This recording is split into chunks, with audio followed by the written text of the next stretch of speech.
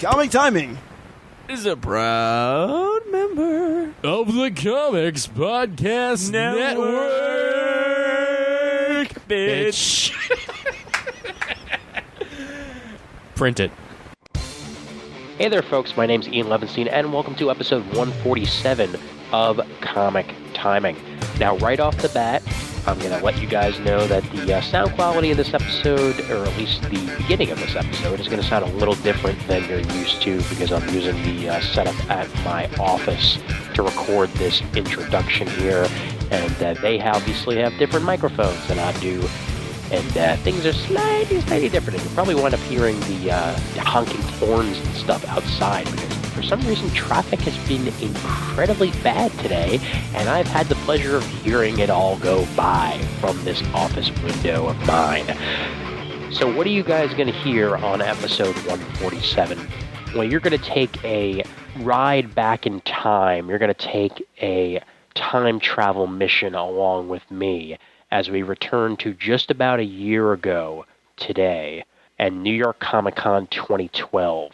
These are the interviews that I am going to be putting out from that convention. And yeah, I'm embarrassed to say those words. It has been just about a year, and these were just sitting there untouched, and I am entirely to blame for that. A lot of this stuff just kept sitting in the can, and life got away from me, and I just kind of forgot they existed, just like that Super Show stuff. But now I remember, like, hey, I'm going to be at New York Comic Con 2013. Might be a good idea to put out the stuff from 2012 before that happens. And so you will get what you get here. I did have to do some snipping of certain interviews because there was some outdated information that had to be corrected and some Kickstarter information which is no longer relevant. There were a couple interviews I was entirely unable to air because of that, and that will be corrected in 2013. I don't know if I'm going to be taking many Kickstarter interviews for 2013 because although I plan on getting the interviews out within 2 to 4 weeks after the con, there's always the chance that something is going to wind up expiring Kickstarter-wise before I get it out, and that makes things very difficult there. It makes things a little bit more of a pain both for me and for the person that I'm interviewing because, what's the point of them being interviewed if what I'm interviewing them about is going to be expired by the time it comes out? So I'll be taking careful mind of that come this upcoming week. And today is Monday. This upcoming Thursday, I am going to be at New York Comic Con. Yeah, that's how close we are to the actual event. It will be October 10th through the 13th, and I'm going to be set up at table AA7 in the Artist Alley as part of the podcast arena. Comic News Insider, Indie Spinner Rack, Comic Geek Speak, Comic Book Pit, the Multiversity podcast, which is going to be splitting a table with me, and Daryl Taylor and the Taylor Network are all going to be part of the arena, as well as some others which are outside of the arena but are still going to be podcasts that you'll be able to check out there. We're going to be in the back of the North Pavilion of Jacob Javits Center, the back of the Artist Alley, and you'll be able to find all of us there set up throughout the week. And if you have a wares that you would like to hawk on me, please go ahead and find me. I will have my usual 2 mic setup as well as the roaming microphone. Or if you just want to talk comics, then I'm certainly amicable to that. And as usual, I will have comics for sale as well as some DVDs to try and get them out of my hands and into the hands of people that will appreciate them further than I have. So what's new this year at New York Comic Con? Well, other than the location, the live stream is back, and I want to tell you guys all about that before we get started here. In partnership with Twitch.tv, New York Comic Con will be streaming live from the main stage, Empire Stage, and show floor all weekend long. So be sure to check out both channels this year at Twitch.tv for the most exclusive behind-the-scenes content from New York Comic Con 2013, the best 4 days of the year. And I'm not even just saying that because it says that right here in my notes. It's because it's my favorite time of the year. It's It's my home con, guys. I get to take the train to this thing. I get to go home and sleep in my own bed and then go out to a convention. You know how freaking awesome that is? No travel involved other than my usual commute and then hauling my ass over to Javits. And I cannot wait until next year for 2014 because then we'll have the 7 train. And for those of you who don't live in New York, they've been working on a 7-train extension that goes all the way out to the Javits Center. As of now, you got to take a train to 34th Street, Herald Square, and then walk over, or you can take a train to 42nd Street and then walk over from the Port Authority. Soon, you will be able to take the 7 train all the way to Javits. And no more of that long-ass walk or waiting for a bus.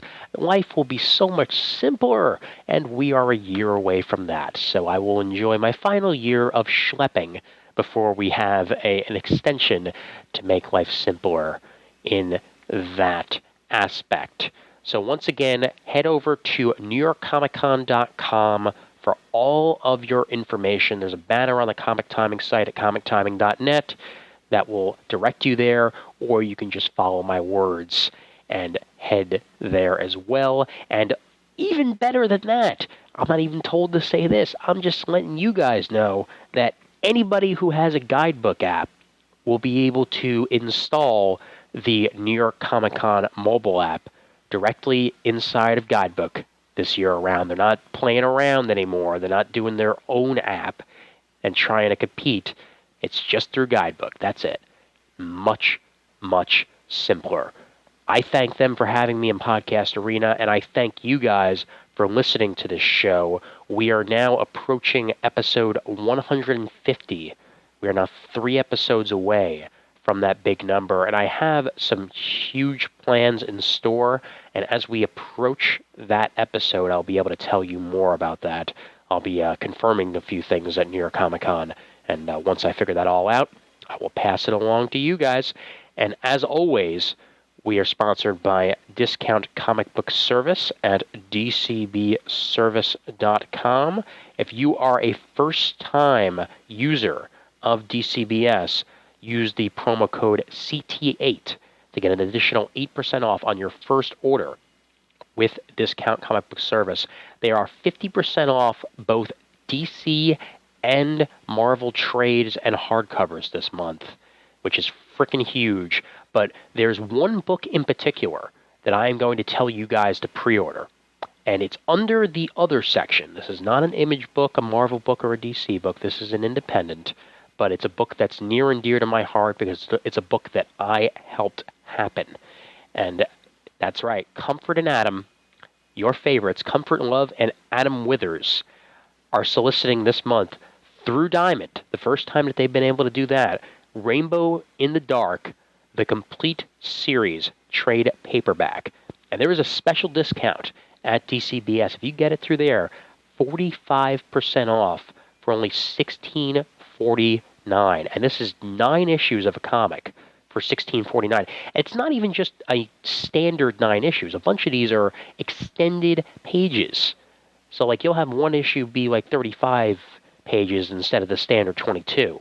So you're definitely getting your money's worth here. And I would suggest you go out there and do that. They've done art touch-ups for this. There's a whole bunch of bonus features in the back of the book. It's 100% worth it. Check it out at DCBS or at your local comic book shop if you don't want to do that. But again, it's available for 45% off on DCBS, so that's certainly worth it. And you can still use the digital storefront through DCBS to get some extra money back on your order. Star Wars Darth Vader and Cry of Shadows #1 is 50% off for $1.75 this month. Teen Titans Go #1 is 50% off for $1.49. And Avatar Last Airbender The Search Library Edition, 50% off for $19.99. And a whole bunch of other deals you'll find at DCBS. Go ahead and do that. So without further ado, here are all the interviews from last year. And again, you'll be getting this year's interviews in a much more timely fashion. Probably within a month's time, because I ain't letting this happen again. Enjoy.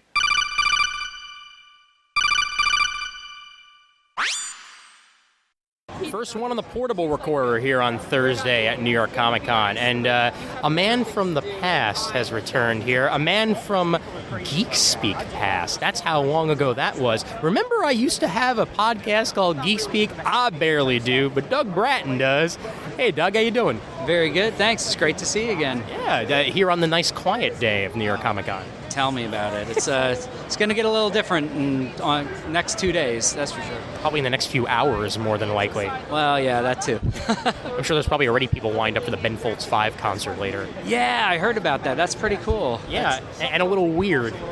Yeah, well, they got to step up their game. San Diego has every celebrity in the world there, so, whatever you can do to try and compete. I guess so. Speaking of stepping up your game, how goes Pop Culture Shock?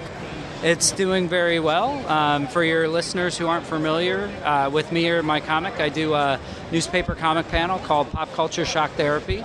It's self-syndicated to about 50 or so college and alternative news weekly papers around the country. Nice. It's also on the web at popculturecomics.com, or they can like it on Facebook at facebook.com/PCSTcomics.com.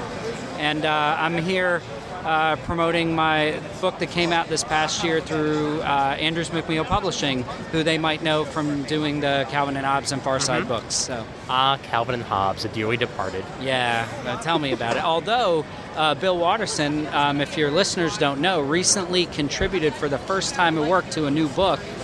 It was a fundraiser for Parkinson's research called Team Cul-de-sac. It's a great book for a great cause, and he contributed an original for it. It's good to see him back in the game in one way or the other. He's amazing.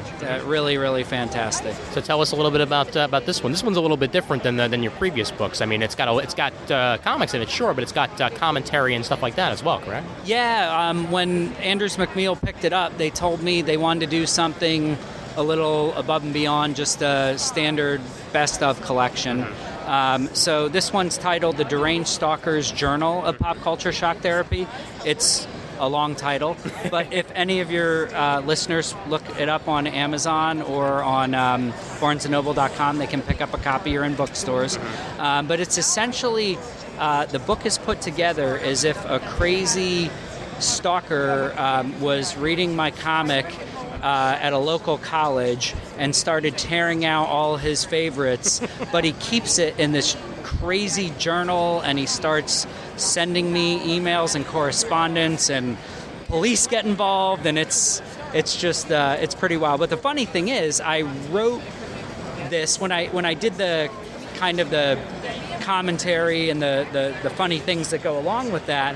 I wrote an introduction as if this really happened, right? And it's very tongue-in-cheek, and I think 80% of people who read it would get it, but some people did not. Oh, God. So I was contacted by some relatives and readers who actually thought I was being stalked. And the FBI. Yeah, exactly. So there was some concern for my personal safety, which was kind of funny and kind of cool. Oh my God!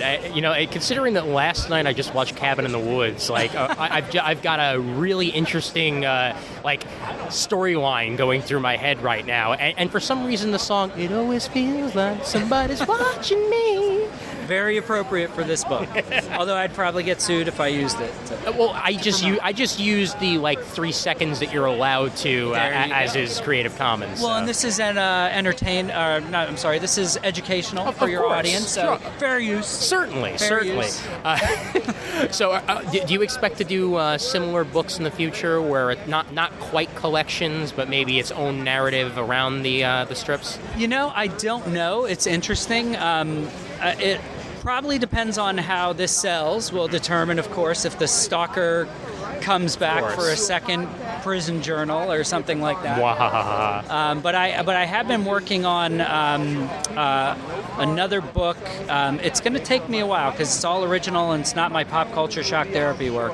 When it is at the point where it is ready to come out, I will certainly stop by and let you know about it. Awesome. Fantastic. Something new and exciting. Yes. I enjoy new and exciting things. Absolutely. As do your fans, I'm sure. Give the website one more time. Sure. It's popculturecomics.com, or if they go on Facebook, if you just do a search for Pop Culture Shock Therapy, it comes up. But it's facebook.com/PCST Comics with an S. CS. That's it. And you still have the old school newsletter and everything, correct? Where they just the get email. I kind of stopped doing that once I did Facebook, but people can sign up for it, and I do send out occasionally notices of signings or things like that. Cool. That I'm doing. Fantastic. Doug, always a pleasure to see you. Enjoy your 4 days of madness. You too. Thank you very much, Ian. I respond with mwahahaha.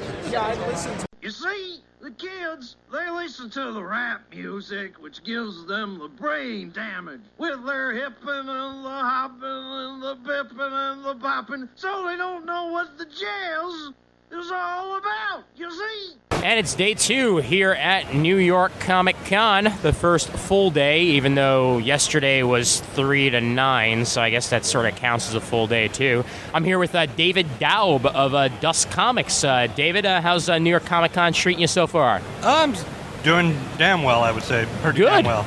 Good. As long as you can put the word damn in there, that means that things are going pretty well for you. So tell us a little bit about Dusk. Well, Dusk Comics is it was born from our flagship title, where I was with a couple of publishers. I was trying to get my own book out, and it didn't really work. So I thought, I learned enough from them. How hard could it be? Right. Obviously, I learned my errors with that. But Dusk originally was a kind of a vampire, old-school story, and I've just moved into... I took myself seriously instead of just doing a vanity press thing, which there's nothing wrong with that, but for my vantage point, I had to own up and say, no, I'm publishing full-time. Well, full-time, don't live off of it. But so I have everybody from... I'm actually here with Monarch Comics. They're New York-based. I'm aware of them, yeah. Okay, cool. Yeah. So I do their trades, but I do everything from... I have the only Malaysian manga in the U.S. Okay. And a compilation of stuff from Norway. So it gets pretty eclectic, because at the end of the day, it's still my publishing thing. So it's not vanity press, but it's what I like. Right.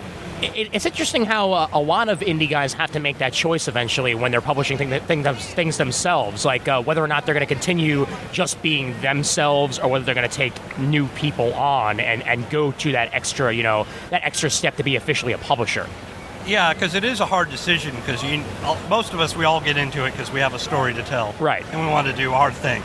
And you kind of have to subvert that need initially to want to bring on other people. Sure. Because it does take away, it's not bad, but it takes away from the art side, because you're doing a lot of business stuff. Yeah. There's, days and weeks I don't do writing or any creative things. I'm doing the publishing and the marketing and all. And you gotta love that, or it's a different type of love. You got to try and balance things. Yeah. I mean, well, come on. I'm sure that there are months where Joe Quesada doesn't draw. So, I mean, there's, to compare it that way, I mean, you got to balance the business side. But when he was an artist, there would be months he didn't draw too. So that is true. So maybe that's not the best comparison. But what are you gonna do? I don't know. So Malaysian comics?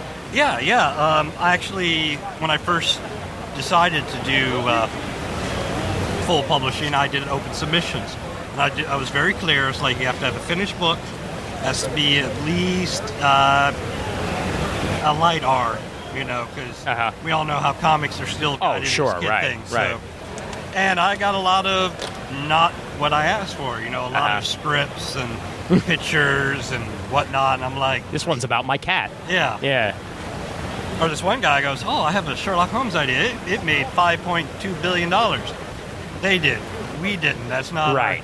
Right. And I finally met this group out of Malaysia. They were doing their own comic thing. They were looking to expand. And of course, seeing USA, that's the Holy Grail. I'm like, no, it's just me. I'm not all of America. Yeah, right.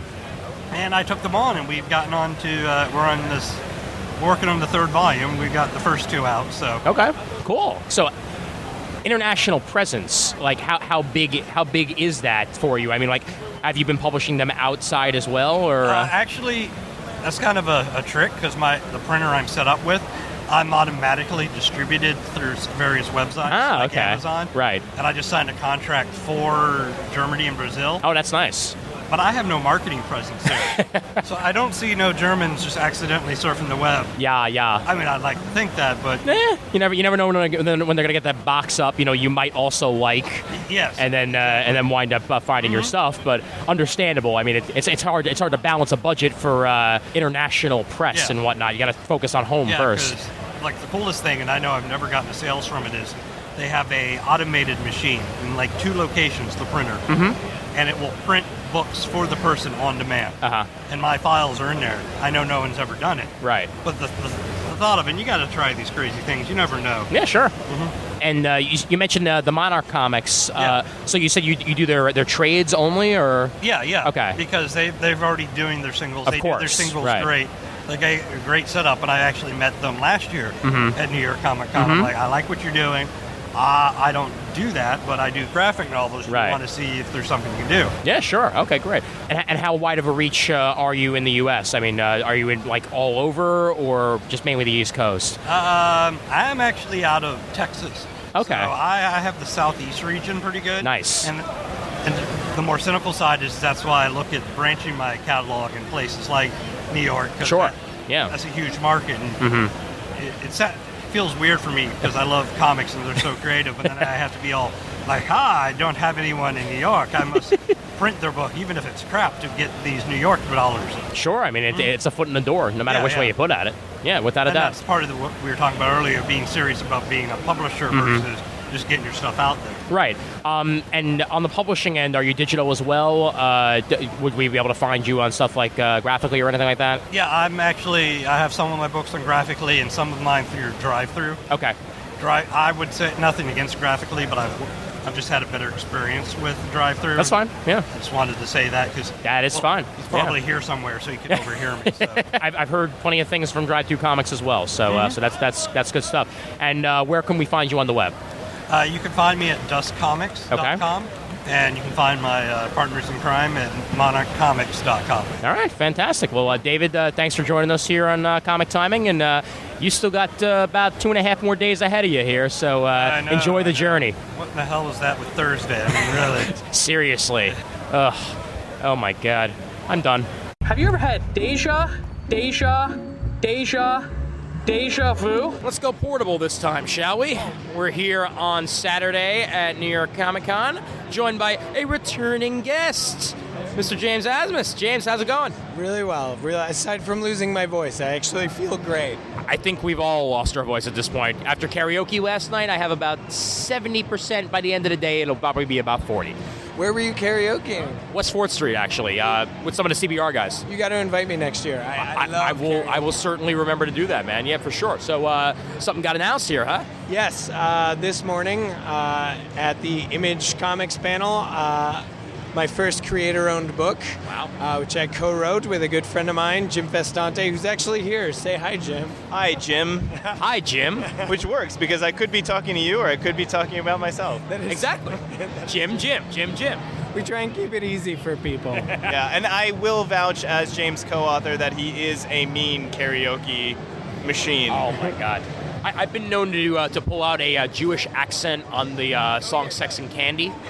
So, yeah, I do my best.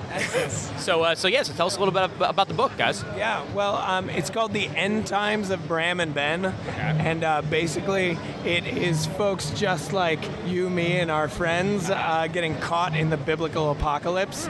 And one of the guys gets raptured in a clerical error and sent back to Earth. And he takes what he saw in heaven to inject himself straight into the middle of the apocalypse and try and change how it goes. Yeah. So there's, complete with angel and demon fights.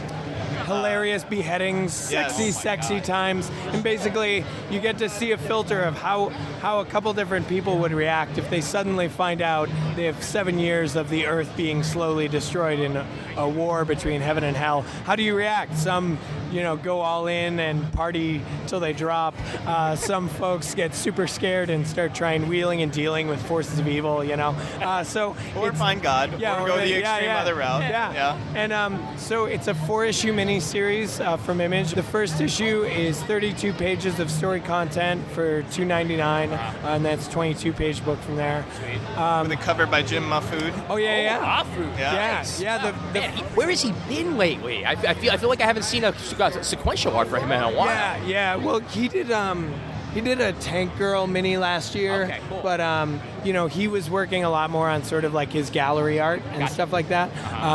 So sort of coming back now. Yeah, our artist on the book is a German cartoonist we found, and his name is Rembrew, and he is really fantastic. Sort of the closest thing I could compare it to is a little bit more, a slightly less angular, like the art from Chew, Tony Guiri. Yeah.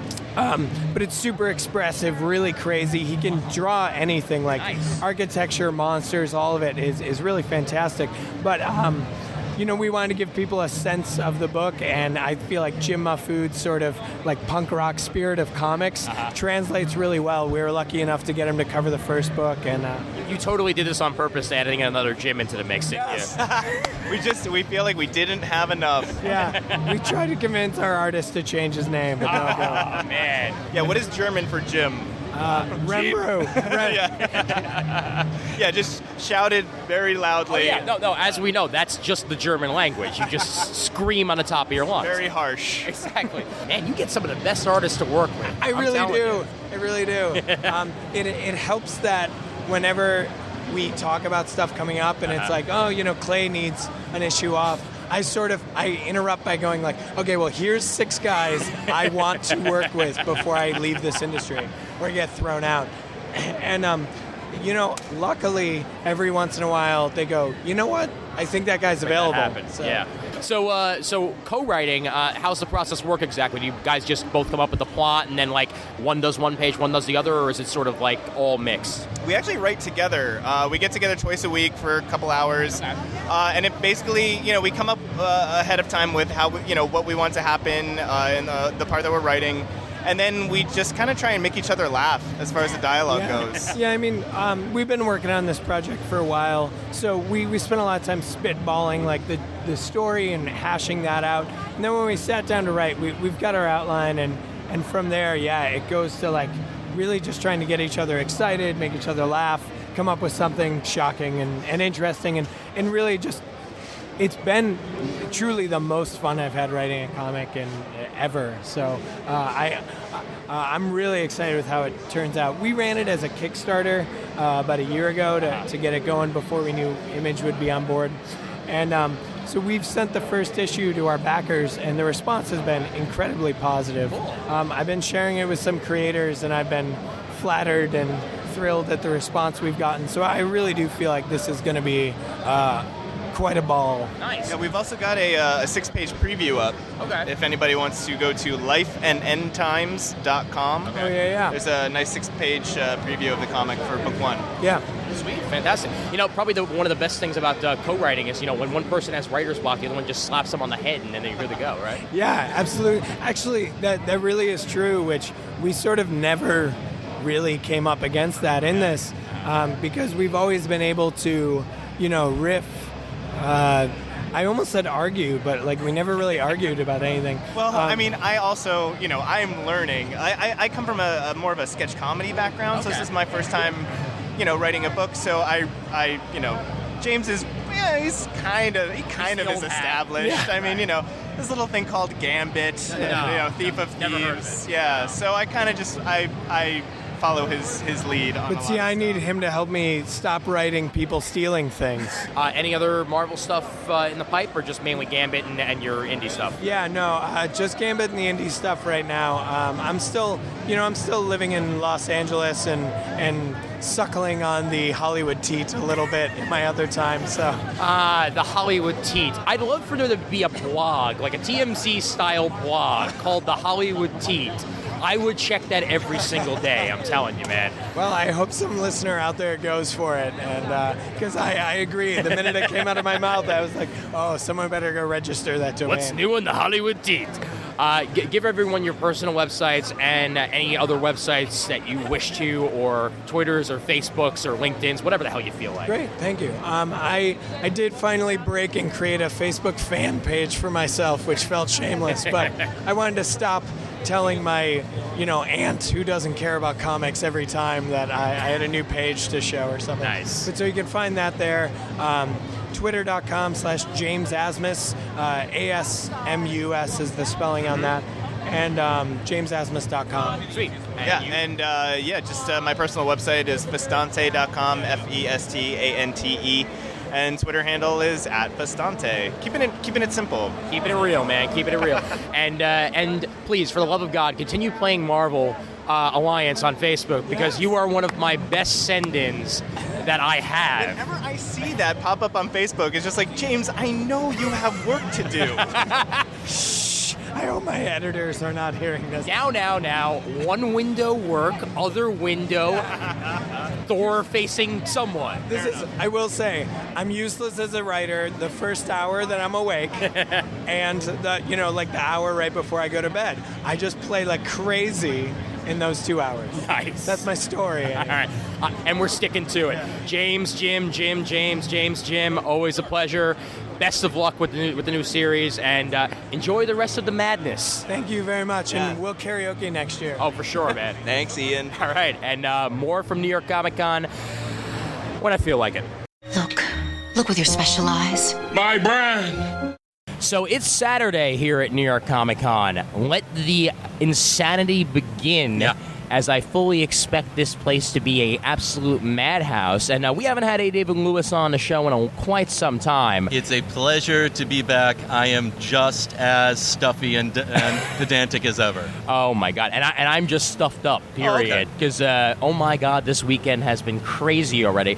Having it be 4 days, man, it's like you have to sort of pace yourself to get through it all. I ignored that it was 4 days. I just pretended Thursday didn't happen. Nice. And Friday's my travel day, and now Saturday is real. Lucky you, man. Lucky you. So you're pimping something really interesting here, and I hope I pronounce it correctly because you've already said it 3 times. Muktatafat? That's great. Yeah, nice. That's perfect. Muktatafat. Okay. My Hebrew background, I think, is helping me out with this a little bit. Semitic languages, it helps. Yeah, this is Arabic, but that's it all falls together. Shalom, motherfucker. So tell us a little bit about it. Well, this is actually a collection of Middle East comics creators, and it was assembled last year by the Harvard University Center for Middle East Studies. I work with them on a few projects, including my own Muslim superhero research. They put it together. I came in and had it solicited for Free Comic Books Day. It actually shot to about 40,000 copies being ordered. Wow. But Harvard had to pull the plug. Oh, man. Just too much demand, or? A little bit too much demand, a little bit too high a profile. Gotcha. They thought they were releasing a nice, sleepy book, and it would have garnered, I think, more attention, more scrutiny than they were comfortable with at the time. But it's complete. It's done, and these artists' work just sort of begs to be seen. So I'm here at the con today meeting with several publishers in lieu of releasing it digitally, which is an option. Right. So it's more viable an option than ever, really. But I do want to speak with a number of print publishers today and have meetings to that end to see if it's something they want to take on. Of course, yeah. Now, the creators, would these all be what we would call unknowns here in the U.S., or any names we would be familiar with in any way? These are, for U.S. audiences, unknowns, and that is, I think, actually part of the draw of the book. This is exposure to work and to aesthetics and to just people who are out there that I don't think a U.S. audience would normally get to see. A mainstream industrial U.S. audience would get to see. And it's great stuff, too. It's not just under the radar. It's actually quite talented and intriguing as well. Yeah. Now, I know you're editing the book. How long have you been interested in I guess, sort of the Middle East end of the comic book world? I would say that I'd love to say that it goes back years and years, and I was there from day one. No, my eyes started to be open to it with Marjane Satrapi, with Joanne Sfar. So it's only been a few years. I grew actually more interested in the lack of representation of either, and these are not synonymous terms, Middle East or Muslim. Sure, of course. Creators and characters. Most of my research right now and work is focused on Muslim superheroes, Muslim protagonists, and how they work in what we would call a Judeo-Christian context.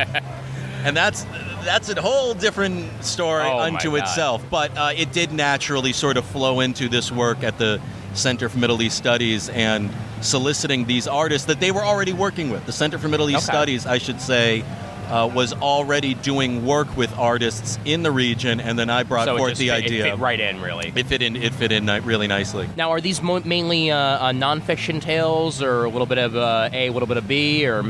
I'd say that they all have an element of nonfiction. They're all coming from nonfiction themes or concerns or autobiographical. That's great.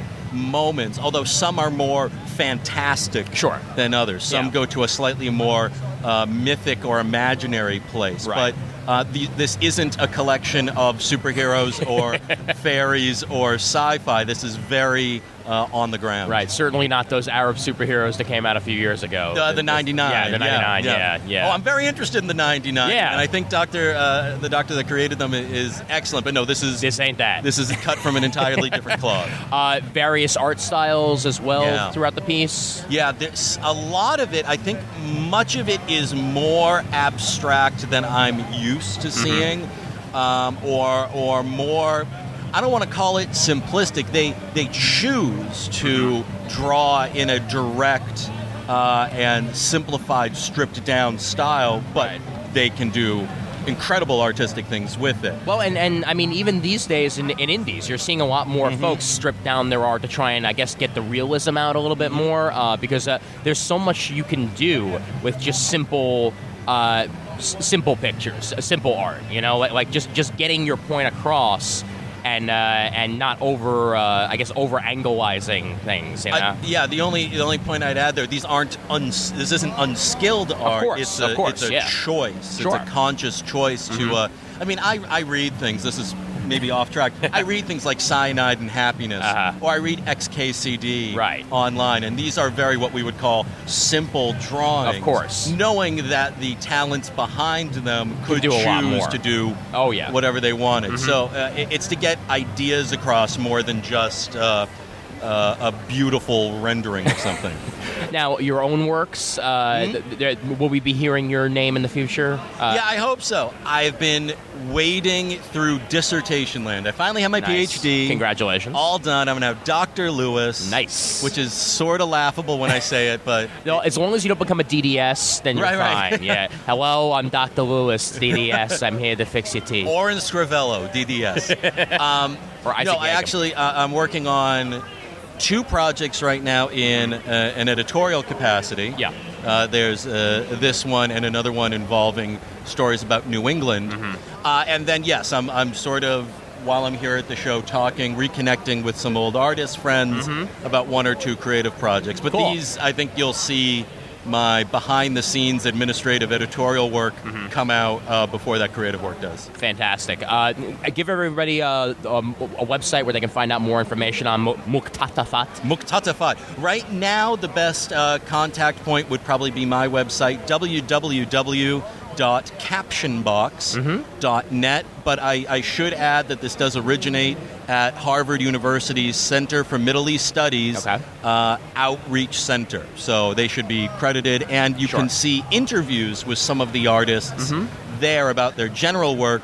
My site will have a greater focus on this specific volume. Great. And any social media presence for this yet? Facebook, Twitter, whatnot, so on and so forth? Soon. Okay. Yes. There was, and still is for that matter, a Kickstarter site. Oh, great. We explored that option before Free Comic Book Day came about. Right. It raised a great amount, but not the budgeted amount Harvard had for it. Right. I may refigure that. I may, if depending on how these talks this weekend go, decide to approach it again. But I feel like Kickstarter is where everyone goes now. Yeah, so. Well, I mean, and that's just it. I mean, there are other sites out there that do the same thing as Kickstarter, Indiegogo. Yeah, and I know that there was another comic one that's starting up soon that I heard about that's exciting. Online. So we'll see where this goes. But my man, good to see you. Thank you so much for having me back. For sure, and hope to see you next year in one capacity or another. I will wander through. Hey, David Lewis, more from New York Comic Con on Saturday, if I don't fall asleep.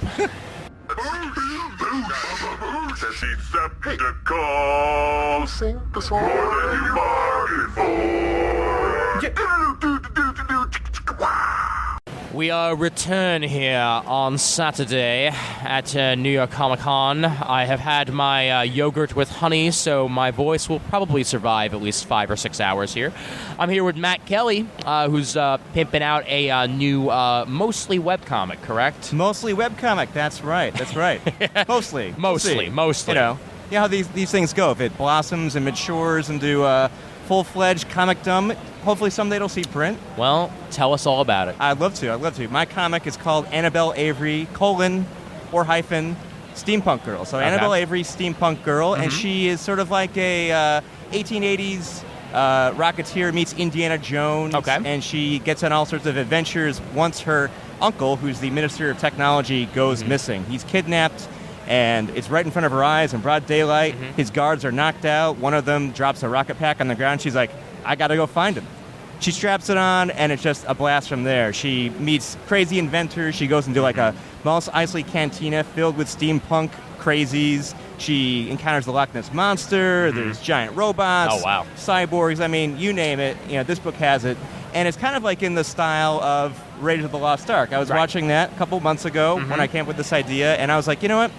That movie is relentless. It's just like action scene after action scene after action scene. Indy, I mean, he's a great character. Harrison Ford brings a lot to the role, but there's not a lot of talking. He just keeps getting into scrape after scrape after scrape, but he has such a fun time doing it that you don't mind. And, and it's great. So I was like, how do I emulate that in a comic book form? So this is what my attempt here. And a little earlier than the indie films, so you've got yourself a whole new time period to work off of. Exactly. There's a lot of things in the steampunk genre that haven't been tackled yet in kind of like a mainstream action adventure format. So I think the time is ripe for something cool like this. Cool. Now, as I saw in the preview you showed me, you've got multiple artists working on this. This is correct. Yeah. This is my first webcomic, and so I decided this would be a good time, since this is my first time doing a webcomic, maybe bring on some artists who are less experienced, and maybe some first-time talent that are breaking through. They want to make their mark, and so popping each other's cherries. Exactly.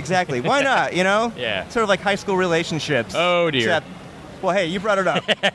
I made a terrible mistake. You did. You dropped that bomb. You put that out there. That's fine. It's all good. What's our rating on this podcast? Our rating is whatever the hell I want it to be. It's all good. Yeah, so I went online. I got some friends. I got a lot of friends who are artists, and in my day job, I work with artists all the time. So I decided that I would bring them on board. So each chapter, it's a weekly series. Each chapter is about 6 pages. Yeah. So I figured that would be a good commitment for an artist to jump on for 6 pages. They draw it up. I do the lettering and the coloring myself, and we throw it up on the website. It's www.annabelleavery.com. 2 N's, 2 L's. I couldn't help but think when you pitched it just now, reminded a little bit of the Secret Adventures of Jules Verne. You remember that sci-fi show from the I do remember 90s? that. Yeah, it's very much in that style. When I was thinking about what my influences were for this, I kept going back to back to the 80s, before steampunk was ever even a thing. Do you remember that movie, The Adventures of Young Sherlock Holmes? Yes, I do. That had a huge, profound influence on me, and I read that and a lot of other books. There's a Philip Jose Farmer. He's a sci-fi author, and he wrote a series called River World, and it's all about, well, it's too hard to explain, but basically there's these crazy steampunk stuff that happens in this book. Right. And if you're interested, it's an amazing book series, and it was before steampunk was ever a term, before it was even a word. So this has been gestating in my mind for a long time, and it's great that shows like Jules Verne and other things that are out there. I know there's another comic, a couple other steampunk comics that are out there. I'm glad that it's coming to the forefront. It's a great genre. It's interesting how steampunk has almost become a lifestyle in some ways. It's very interesting you bring that up. I have one of my friends is a photographer. Her name's Babette Daniels. Babette, there's a plug for you. Wow, look at that. And she does nothing but exclusive steampunk photography. She takes pictures of people that live this life, and that's not me. I'm more of a regular Joe, but it's fascinating. I mean, people really have taken this on, unlike anything we've ever seen before. I mean, you don't see people dressing up in Star Trek costumes, going to their job. I mean, maybe that one lady in the documentary Trekkies, but that's it, really. I mean, but you have some of these people that they go to clubs, they hang out in bars with goggles and brass knuckles that extend over their whole fingers. So well, hey, I mean, just like goth was a thing that came out of nowhere. Now steampunk is the next step, I guess. Exactly. Yeah. So give everybody the website one more time, and how much content is currently on there? Sure. The website again is AnnabelleAvery.com. Annabelle Avery. You can also find it on Facebook. We have a Facebook fan page. Just type in Annabelle Avery Steampunk Girl. Right now, as of this podcast, this recording, the prologue is up. So it's a perfect place to jump on. And there's each chapter is going to go up each week. So every Friday there'll be another chapter up on the website. You can read it there. I'm also going to have PDFs and CBRs for people to download if they want to, read it in that form. That's fine. Yeah. And the first season runs for about 8 weeks. Okay. So then we're going to take a break, and then we're going to ready the second season. That'll debut next year. Fantastic. All right. Well, Matt, best of luck to you. And, Thank you, Ian. And welcome to the world of comics. Thank you. Yeah. A great debut, I hope. Welcome to the world of more show after this. I flipped the pig. Look! It ain't a con if I don't talk to Lytle at least once. Julian, how's it go? What's up, Ian? What's up, Comic Timing? I'm back on the show again. But I noticed that. I mean, so a lot of them are kind of standoffish. Higher. As high as you can go. How'd it go, man? How'd the weekend go? Oh, man, it went great. I made a little bit of money, messing people. Chilled out, stayed out too late in New York City. Raise the brand awareness. That's right. Raise the awareness up. Yeah, man, this is how I do, man. It's all right. It's all right. It's all good. No, it's just, I'm talking about this other stuff over here on the side. He's going to be listening to this thing in the background. And I'm you talk about that other stuff. It's okay. I promise my name is not Rich Johnston. I will not, none of this will go on any website but my own podcast. It's all right. It's all good. It's all good. I appreciate that, because let me tell you something. Yeah. I caught, I do a show called Fantastic Forum. I was at the Harvey Awards a couple of years ago. Yeah. Caught on film this dust-up between Mark Waid and Sergio Aragonés. You're the one. Oh, my God. I never released the footage. Other people did. I only talk about it. As far as I know, anybody else can only talk about it. Gotcha. I actually have footage of the punch being thrown. And pretty... What? You didn't put that out? Yo, that's a world star hip-hop. You need a Blu-ray with extra features on that shit right there. You need color commentary from Waid and Aragonés. I swear they do it too. Oh, I know, but my point is, there's a certain degree of decorum that one is supposed to exercise. Come on, air them out. This is the comic book industry we're talking about. There ain't no decorum. Come on. Well, if you got something to peddle, I guess. But, I wanted to make friends with these guys. You don't make friends by releasing... you don't make friends with Mark Waid if you release the footage of Sergio Aragonés kicking his ass. You don't win friends with salad, and you don't win friends with videos kicking people's asses out of turn. I get you. And it's only one view. If I had several of these... Do you want to see it? I'll show it to you. You're my boy. Hell yeah, I want to see that. He'll do the punch by punch breakdown online. No. That's something you gotta have on your phone. Give your You gotta have it on your phone. Give your name to the Comic Timing listeners, since you've been talking for the last 3 minutes. Okay, I'll give you my rep. all right. It's Ulysses Campbell. Hi, Ulysses. Very nice to meet you. Well, the pleasure's mine. I had no idea I was even going to appear on a podcast today. Came to sit down, rest my tired, aching feet. We're running around here at Comic-Con New York, We call this the Julian Lytle effect. Whenever he's around, people wind up on mic saying shit. So... It just sort of happens. Well, I'm extremely impressed that he's being as vocal with you. I did a little feature on him a couple of years ago. Video. And he had all them lights in my face, man. Do you see a camera here? There's no camera. Oh, yeah, he's cool. He's very glib now. Oh, yeah. You turn the lights on, the camera, all of a sudden it's like, I'm Julian Lytle. I'm an artist. I'm not supposed to be on camera. You're supposed to be Rick. You're supposed to be Ric Flair, man. How could you not? I gotta get to that level. I ain't up to that level yet. Yeah. I got a lot more practicing and styling and profiling to do. When you get to that level, you'll be able to take the camera. Yeah, I gotta get my sunglasses. Rick in the road. Ugly ass can be on camera. I have no idea why. Doesn't he know he shouldn't be on camera? He says something's wrong with his brain. That part is just not there. His fat ass always on my TV, shaking and jiggling around like a goddamn Stay Puft Marshmallow Man, but the dark chocolate version. Oh, I love you, man. Seriously.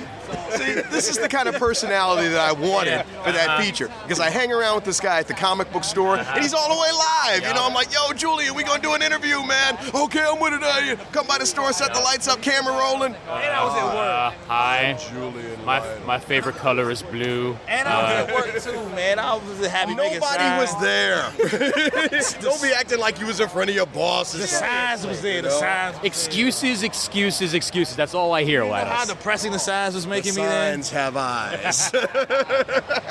so depressing. Yeah, right. So question: How has becoming a personal friend of Grant Morrison changed your life? Oh man, I wish I was personal friend of Grant Morrison. That'd be so dope. I'll probably be writing like 5 DC books right now, and they would be good. It'd be so icy. You'll get there. Now that you met the man. Yeah, you never know. You know, build my brain up a little bit more. You know, I'll fill in, make some crappy books. Now they wouldn't be crappy because I'm too hot for that. Get more good comments from J.H. Williams. Yeah, that was dope. Watch. I get to email him personally now. It's kind of dope. I'm thrilled you had a good time, man. Man, Morrison Con ruins every other con. Yeah. I look at this con as like, it's nothing. Well, because it's not personal like that one was. I ate the pink taco. You know, Pink taco. Big taco. It's good living. You know, I hear that sexual innuendo. Hey. It's Vegas. What are you talking about? Man. So what else you been up to, man? Man, just this. I'm tired. Too many damn conventions. Yeah. That's it. I'm tired. This the last one of the year, or you got more going? No. Yeah? I'm going to play some PlayStation. Yeah. Nice. Go to sleep. What are you playing right now? Resident Evil 6. How is it? I like it so far. Yeah. I read all the reviews, and they was like, this is the most terriblest game on the earth of gaming. And I'm like, damn, you kill zombies. What's wrong with that? I fully appreciate that the voice acting still sucks after all these years, though. Like, Barry, like, that much hasn't changed. First game was awesome. It was a straight B movie. I still like that. Jill, the master of unlocking. Until I get an actual live-action movie, when they say that, all of them, I fuck a Mila Jovovich movie in fucking Resident Evil. I hate that shit. I want a movie called The Master of Unlocking. That sounds like a Nick Cage movie waiting to happen, I swear. See, you just put that out there. Next year, there's going to be The Master of Unlocking with Nick Cage. We have to go find the locks. I don't know why the hell he's still broke. He done made so many crappy movies to get out of bankruptcy. He sold all his comic books. Why the hell is he still broke? Hookers, man. Coke and hookers. That's it. Coke and So hookers. he basically leaving Las Vegas in real life. He's just going around the cart, dancing with sunglasses on. Running around. Anyone want to buy my Action Comics? Anybody? Not like Tommy Lee Jones. Tommy Lee Jones used to be the king of B movies. Oh, yeah. I saw him in these like Sidney Sheldon movies and whatnot back in the day. I mean, it's like that's where Nick Cage needs to go. I mean, make Other Side of the Mountain 2 or something like that. Have you seen his last movie, The Fake Taken poster? Oh no! I didn't. The movie is like Fake Taken. Really? Yeah, except it's him. So it steals his family. I hope he has a secret set of skills or something. I hope it's called Took. Like, it's actually something worse than that. I don't remember it because it's that bad, but it's actually something that bad. Oh, God. And it's a movie posted the whole night. It's Fake Taken. Oh. And they started promoting it when Taken 2 was getting promoted. Like, yeah. You sketch leave Liam Neeson's hustle alone. He lost his wife. Now. He has many skills. That's right. He's also a lion. Soon, freaking Nick Cage, Lion Jesus. I'm glad I never got those books as a kid. Somebody would have told me yo, there's some books where some kids go into a closet and they meet Lion Jesus and they fight a witch. I'm like, really? Yeah. And they have a mouse night? A mouse night. That's some more bullshit. Hey, let me tell you something. That's a very popular series of books, and it's because the guy knew J.R.R. Tolkien. Right. Apparently, they were drinking buddies. I think that they used to probably drop acid together and they outdo each other. There's no Lion Lion Jesus story. though. Well, he was just really bad. Aslan is Lion Jesus. I watched the movie. And there was also no you hit puberty, so you go to hell. In any of the Tolkiens. Well, okay, I'll give you that. But, but the whole fact that they had Christmas, I mean, all right, he might have been symbolic of Jesus, but hey, let's face it. He came back. He got whipped and shit. What the hell? I was so salty when I found out what the hell this was. Yo, Lord of the Rings is hype. My man Gandalf, they got freaking Thou Shalt Not Pass, a fire dude. You upgrade, you level up. Gandalf upgraded, became Gandalf the White or some Final Fantasy shit. The Balrog. The Balrog. Balrog is good. My Balrog is a black dude that punches dudes in the face. I was gonna say. Yeah. Don't you mean M. Bison in Japan? Mike Bison. Mike Bison. Mike Bison. Oh, don't get me started. Don't get me started on that. Let me tell you something. Yeah. I love that movie. You know, I mean, troopers, I've just received new orders. Our superiors say the war has been canceled, and we can all go home. Dude, that's the movie that killed Raul Julia. Hey, let me tell you something. I was watching that with a buddy of mine. You know, we're drunk off our asses. It was like 2 a.m. All of a sudden, watching that scene that I was talking about, we reverted back to 13-year-old kids. Oh, yeah. You know, at the end of that movie, it's like, who wants to go home and who wants to go with me? We're like, I want to go. I want to go with you. Come on, Shotgun. That's the way I felt when I watched the 80s Fright Night for the first time. How they gonna have a French dude playing the American dude? Well, it's still better than the Chun-Li movie, though. Have you seen the Chun-Li movie? No, I will not touch that shit. They got Chris Klein looking drunk, playing freaking Nash from Alpha, and a fake-looking Gen. And Kristen Krug don't look Chinese. She look Asian enough, I guess, but yeah, no, she doesn't. I guess for them, they have the dude from the one lame dude from the Black Eyed Peas, the one that does nothing, is freaking Vega. And poor Michael Clark Duncan, again, dope apper. At least he kind of looks like Mike Bison. It kind of works. R.I.P. MCD, man. Seriously. Yo, I'm still sad about that. Oh, they made freaking M. Bison into like some white dude in a suit. You don't even rock the dope ass gear. With the hat, you know. Psycho Glasha. None of that. I got none of that. I was pissed. At least he was flying. Raul Julia was flying in the air and shit. Blanca was coming down.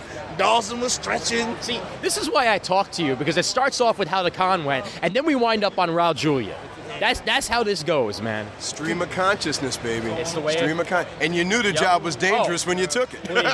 Please. Trust me, I've had this guy on way too many times to know that we never stick on a goddamn topic. All that, it all goes back to my damn brownie, my brownie sundae. I'm still mad.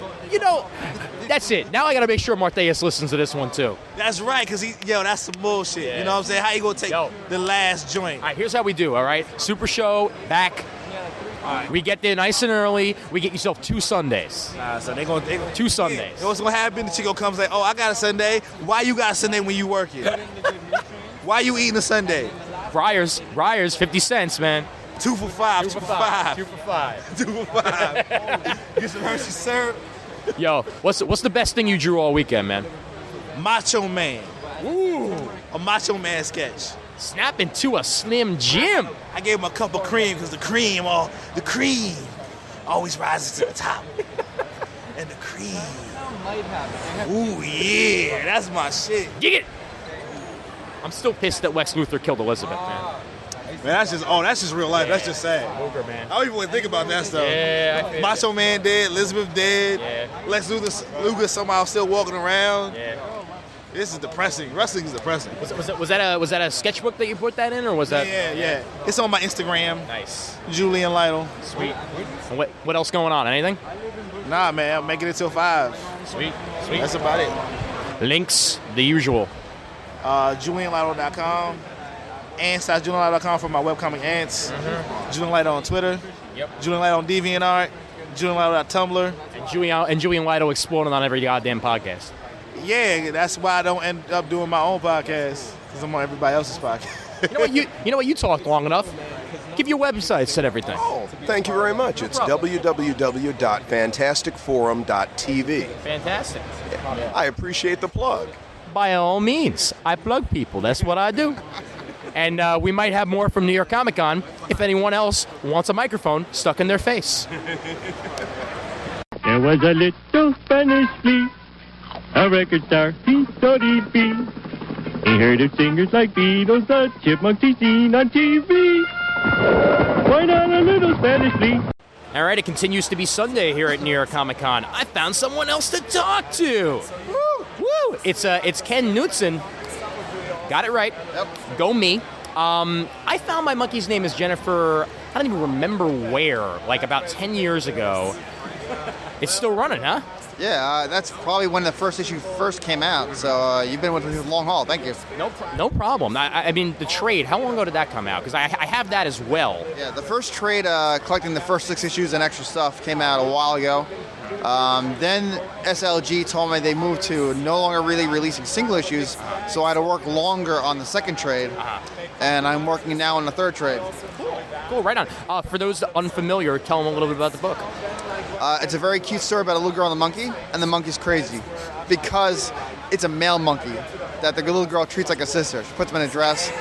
They have tea parties with stuffed animals. The parents have them neutered, declawed, and bonk them in the head. But then they go on adventures.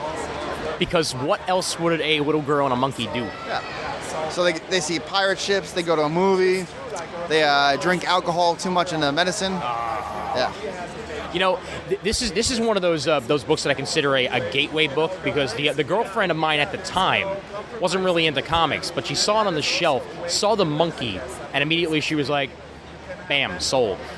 What readership do you typically find for My Name Is Jennifer? Like, do you see a lot of variation in the readership? Oh yeah, definitely. And the key thing is, when I was doing the comic, I asked my friends that weren't comic book readers if they can understand what was going on, because I figured it's about an angry monkey, so it's going to be tough to follow. So I made sure I would show the thumbnails and the pages to my friends. Like, all right, can you tell me what's going on? You know, things like the monkey thought boxes. I wanted to make sure that was clear. I wanted to make sure the storytelling was clear so anyone could figure out what was going on. And I think that really helped out a lot. Cool. And I've always been a fan of your art style. Where do you draw your influences? What did you grow up with? What really led you to the art style you chose? I mean, I've been reading comic books and stuff since I was a kid. But when I went to SVA, instead of just like a regular comic book school, I took a lot of fine art classes. And a big influence was a teacher, John Ruggieri. Previous alumni were like John Paul Leon, Tommy Lee Edwards, Sean Martinborough, Willie Rosado. These are you learn how to draw, and it's a very instinctive way to look at things. You know, it doesn't necessarily have to be super realistic, but it's a lot of, especially when you combine it with Jack Potter, who passed away several years ago, Joe Orlando. You get a lot of spotting blacks and a lot of shape-oriented stuff. Sure. Yeah, I mean, it doesn't have to be super realistic. You just got to get your point across. Yeah, and when you combine that with the other two, with John Ruggieri, the other two big influences in that school were Walt Simonson and Klaus Janson. It's not bad to have guys who know how to draw to help you out. Seriously, it's frickin' Simonson, for Christ's sake. Yeah. And what's cool is they recognize people who really try hard. Like my buddy Jerry Ma and I came through together, and we're friends with Walt Simonson and Klaus Janson now. So, Klaus Janson inked the first two covers for my comic. Nice. Walt did a back cover for it. These are prized possessions. Okay. I am jealous of you right now, just even saying the words, well, I'm friends with Walt Simonson. I'll tell you right now, Walt Simonson and his wife, Louise Simonson, are the nicest people you will ever meet in the world. I got the pleasure of meeting them at a small show in Reading, Pennsylvania about 2 years back, and they are absolute sweethearts. Walt was sitting there the entire day just putting free, 3-minute sketches in everybody's sketchbook, and it's amazing what he can do in such short time. Oh, yeah, definitely. And it's even better when, you get him and Jerry has him and Larry Hama at the booth.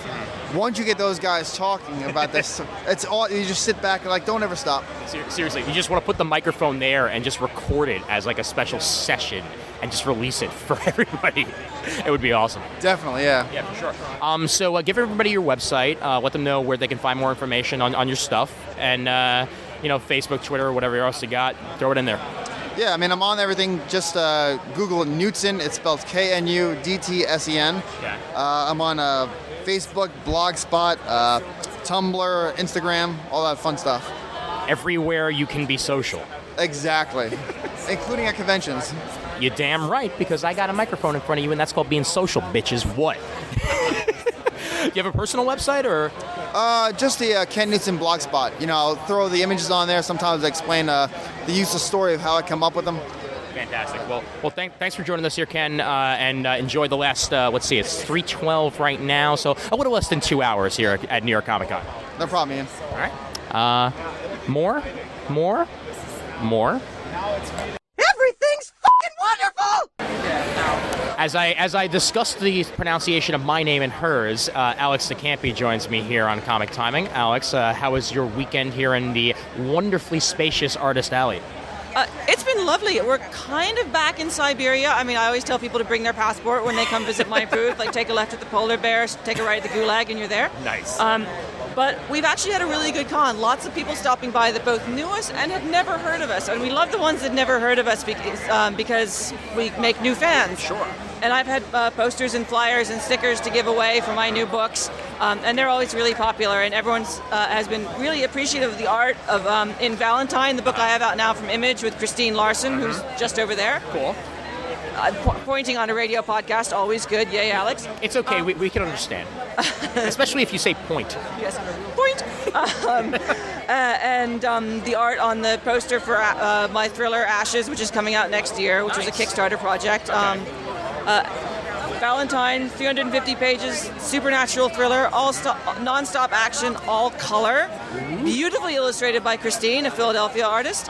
Was originally a digital comic, which did super well. We had 350,000 downloads. It became kind of a cult hit. Great, yeah. And now we've collected it, and so selling books so we can finish it. Then Ashes was a big Kickstarter project, and it's just being finished now, and it's in pre-order. Sweet. It has an amazing roster of artists. Again, it's a thriller story. I tend to write thrillers. Right. And people always tell me to talk more about your story, but first I want to tell you about my artists. Sure, by all means. Sienkiewicz. Oh, I think we all know who that is. Big painted section at the end. Yep. R.M. Guerra from Scalped, who is one of the most amazing artists that ever. He's just amazing. Colleen Duran, the woman, the legend. Carla Speed McNeil, the woman, the legend. Dan McDade, who's done a bunch of work for Oni, and he's like the next big thing. He's got a line like Mazzucchelli crossed with Will Eisner. It's like looking at his ink work is like looking at sex. It's great. You've got freaking all-stars here. Boom! And my covers. Let me tell you about the covers. No. I do have some amazing cover artists, from Dan Panosian to Viktor Kalvachev. To Coop, the pinup artist, who's done an amazingly sexy pinup cover to issue 5. Nice. Fantastic. Wow, and you are so concise, too, with everything right now. I got to ask, what type of thriller exactly is Ashes? Because, I mean, you get different varieties of thrillers out there. I want to know specifically what you got. Well, I tend to write more in the British tradition, more Alan Moore, Grant Morrison, kind of with a lot of depth and literary meaning to it, but you can kind of ignore that and just look at the explosions and the gunfire. It's technically the follow-up to my Eisner book, Smoke, but you don't have to have read Smoke at all to have to understand Ashes. The story is basically there's a military accident in America, and the mind of a very disturbed 15-year-old boy gets uploaded to the internet, and the internet becomes sentient.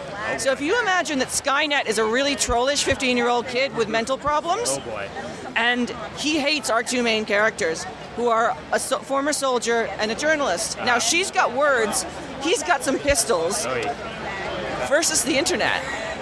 How do you fight the internet, which is connected to everything? Your oil platforms, your car, power grids, everything. Your McDonald's drive-thru. Indeed. Yeah. He's going to supersize that bitch for you. Oh, yes. you're damn right, yeah. Have you ever seen the anime Serial Experiments Lane? No, I haven't. That would definitely be right up your alley, talking about the jacking into the internet specifically. It's all about a girl who pretty much becomes one with the internet and then sort of becomes almost like an icon of it. Yes. So. But this is. I haven't seen the anime, but this is probably much darker and stranger. Yes, I would say so. I know it's always dangerous to say you're darker and stranger than an anime. Yeah. Because those Japanese know dark and strange. Yes, and I love them, and I grew up watching them. Damn right. And tell us a little bit about Valentine. Valentine is a very sort of classically written, pulpy supernatural thriller with a ton of cliffhangers. So there's a cliffhanger in the middle of every chapter, there's a cliffhanger at the end, and sometimes we throw some in, just sprinkle them around just to make it more exciting for you. I grew up reading fantasy novels, so writing Valentine was like a return to the ocean for me. It was just delightful because I love that toy box. I kind of dived in with both hands. I was like, yes! And basically, it starts off in the past, a soldier during Napoleon's retreat from Russia, where most of the army died in a blizzard. Right. Stumbles off in the snow, finds a general who's dying, a French general who says, "You must take this package to high command." Right. And it's like one of those horror movie moments, like, don't open the door, like, don't take the package. And he takes Black woman in back of the theater going, "Don't you go in there! Don't you go in there, hon!" So, taking the package. And then he finds himself in the middle of a war between two supernatural forces. Both of them are trying to get back to their own worlds, who got stuck on the Earth when the magic started draining away, and now they're almost human, and there's no magic, and they feel leaden and horrible and disgusting. Oh boy. And they just want to go, and they're very angry, and he's in trouble deep. And just like the Hulk, you won't like them when they're angry. You won't like them when they're angry either. Sorry. Bad. Okay, only Ang Lee can make 2 helicopters look like 4. I freaking hate that. Indeed. The thing is, I love a lot of his other films, and there were moments in that film that were really great. Right. And then there were moments that weren't. And then Nick Nolte's head exploded, and I was like, what? Yeah, I know. And then Nick Nolte was involved at all. What? The Incredible Hulk is much more of a superior movie, I'll say that much. I've seen both. Actually, like many people, I would say my favorite Hulk is the Avengers Hulk. There you go. My favorite line in the Avengers film was... Puny God. No, it was a much more subtle moment. Okay. My secret is, I'm always angry. Mm-hmm. Yeah, which was right up there with some of my favorite Hulk runs, so sweet. Give your website, give any other information you so desire to the folks out there so they can find more about your work. This is really embarrassing, but my website's kind of crap because I'm too busy making books. I've been lettering Ashes, which is 260 pages, and I've been hand drawing all the balloons in Illustrator because I'm that quality obsessive. Nice. But the best way to follow me is Twitter at alexdecampi.com. Okay. I talk to people regularly on it, so just hit me up if you have questions or want to order Ashes or anything else. Cool. Fantastic. Well, Alex, wonderful getting to know you here at the show, and hope it was a good weekend for you. Thank you so much. No problemo. I'm going to press end record now. Bye-bye. We have exactly 25 minutes left to go in this long 4-day New York Comic-Con. I'm here with my roommate, my man, Umar, the Fixer's Hideout. Umar. What's up, Ian? How's it going, dude? Pretty good, man. It was a damn good weekend. What about you? Yes, it was. I had to go back to reality, and that upsets me. So how'd you spend your weekend for the most part outside the table? Trying to get interviews and failing because it was so friggin' crowded. I know, right? I could not believe the crowd. The aisle chokes were kind of insane. I mean, at Simon & Schuster, they were giving away books. You should have seen the line. Like, people read? Well, apparently they do. This is a comic convention, after all. Oh, you're supposed to read those things? Yeah. Now you tell me. Yeah. That's what I've been doing wrong. Don't just look at the pretty pictures. Did you hit up anything? Did you go anything in particular, or just couldn't do what I had to do, make it all show business this weekend. Wow, nice. You know, but it was interesting. I got to ask you a question personally. Sure. Do you think the costumes seem to outnumber the people dressed in street clothes? You know, I said to you earlier this weekend, and I still think it's about 60-40 street clothes to costumes. It just felt like, wow, a lot of costumes this year. This has become like almost like the Dragon Con of the East. No kidding. When it comes to cosplay, and most of it's good too. Actually, I have to admit, there were no slouchy ones except for the people who were doing the joke costume. Right. But everyone really put the work into it. I'm not even joking. My favorite joke costume of the weekend were the rapper Captain America and Iron Man that were walking around. No, I like the guy who was the redheaded guy with the Wonder Bread hanging from him, and he said gingerbread man. Awesome. Oh, that's amazing. Right on, man. Favorite thing you saw this weekend, whether it be costume, whether it be anything else? The favorite thing I saw this weekend... Hot women. That's the costume I like. Well, hot women are here all the time now, yeah. so... But I have to say, the favorite thing I saw this weekend, what I have to say, was Mr. Paulson doing the Nations of the World song in the Yakko voice. Oh, my God. He did it twice. Awesome. Yeah, and he remembers every single word. I can't even believe it. I mean, I know he did it once, but wow, just the way he just fires it off is just amazing. I love this man so much. I mean, the voice actors in general are still one of the draws for me, you know, and whenever I hear them do their characters dead on years later, it's good stuff. It's good now, stuff. I couldn't get to the Kevin Conroy, That line was ridiculous, and it was in this hall. But you know what? You can see Kevin Conroy anywhere. I mean, I know, he does the conventions, he does events, he does all this other stuff. That's why I didn't bother with any autographs this year, because I figured, you know what? I could see them somewhere in a smaller setting and not have to wait like 80 minutes online, you know? And my favorite thing that I heard was Brian Azzarello was totally embarrassing the DC booth. Oh my, really? Wow. Too many people, more than one person told me that he was not exactly in the personality to attend a Comic-Con. Well, it's funny you mention that, because not just there, but at the Watchmen panel. Word? At the before Watchmen panel, it was one of the most awkward moments you could imagine. At one point, he actually says to the crowd, "I don't understand why you people even like Rorschach." Wow. Yeah. And the whole thing felt like spin to everybody that was there. I myself didn't attend, but everybody who's reported on it has pretty much said that it was like they were doing their best to try and feel enthused about a project that they really were not actually excited about. Well, John Byrne, you don't feel so lonely anymore. Looks like everybody's going crazy. You hear that, Liefeld? You got company now in the angry department. I don't know what to tell you. Oh, man. Oh, what a con. Yup, and you gave away an Xbox. Uh-huh. We gave away an Xbox and a set of Phoenix Saga. Nice. Original comics. Man, you are the man. You always have been. You always will be. Finally, my booth created a bottleneck at the con. Yeah, because now you're giving away free comics. Yeah, right? Quick. Website. www.thefixers.com. We got a fan page on Facebook. Like us. Love us. And love us, yeah. Shill, Damn my right. shill. Umar, see you around. Come on down. You know you're always welcome. Damn Skippy.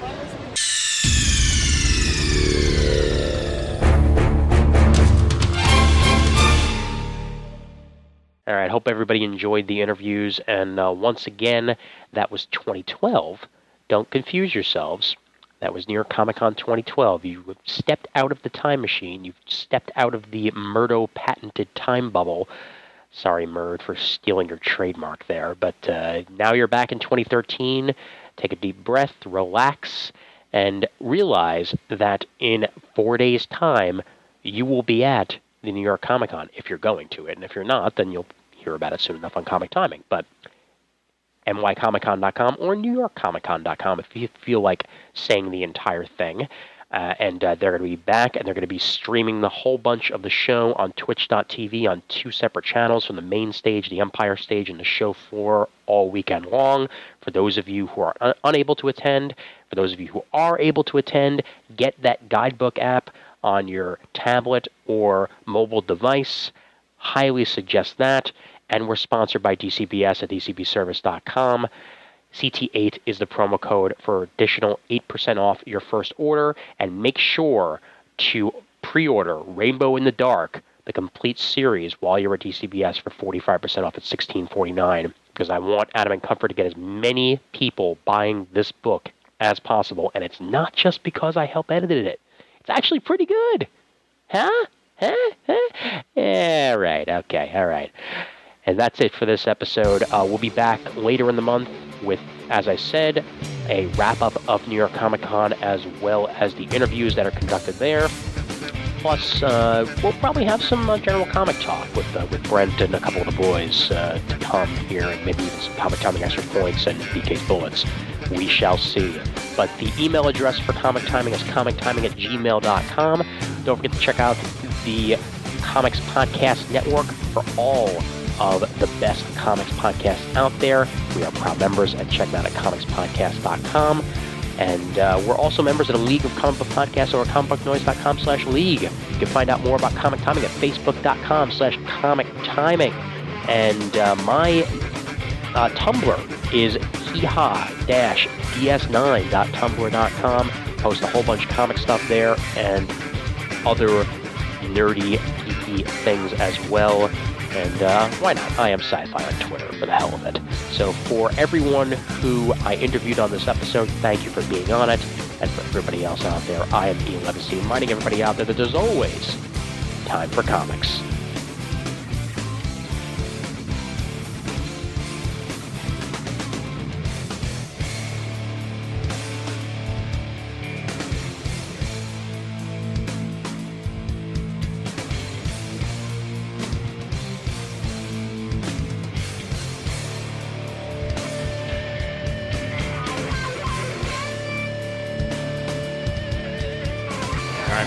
I bet you know the phonetic alphabet too, because you're like, Oh, yeah.